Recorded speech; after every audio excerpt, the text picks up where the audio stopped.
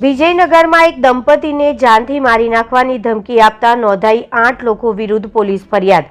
ઉત્તરાયણ પર્વ હર્ષ અને ઉમંગ સાથે ઉજવવાનું હોય છે, ત્યારે આવા તહેવારોમાં પણ લડાઈ થતી હોય છે, જે લડાઈ ભયાનક બનતા જાનથી મારી નાખવાની ધમકી આપવામાં આવતા આખરે પોલીસ ફરિયાદ નોંધવાની નોબત આવી પડે છે।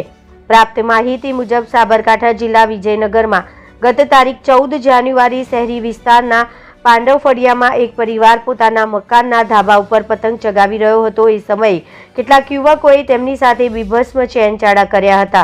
સાથે બીજા દિવસે તારીખ 15 જાન્યુઆરી ગુરુવારે વાસી ઉત્તરાયણ તરીકે ઉજવાતી હોવાથી એ દિવસે પણ આવી જ રીતે કરતા હોવાની ઘટના બનવા પામી હતી। આ સમગ્ર બનાવ અંગે એક અગ્રણીએ ગામના આગેવાનોને યુવકોની આવી ગેરપ્રવૃત્તિ અંગે જાણ કરવામાં આવી હતી। સાથે ગત તારીખ 18 જાન્યુઆરીને રવિવારના રાતના સમયે ઘરે પાછા આવતા હતા, ત્યારે આ યુવકોએ એમની સાથે શરમજનક વર્તન કર્યું હતું અને જાનથી મારી નાખવાની ધમકી આપી હતી। આ ઘટના બાદ લગભગ અંદાજિત 100 થી 150 જેટલા મહિલા અને પુરુષોનું ટોળું ત્યાં પહોંચ્યું હતું। આ ટોળામાંથી એક મહિલાએ અગ્રણીને હાથમાં ઈંટ ઉઠાવી જાનથી મારી નાખવાની ધમકી આપી હતી।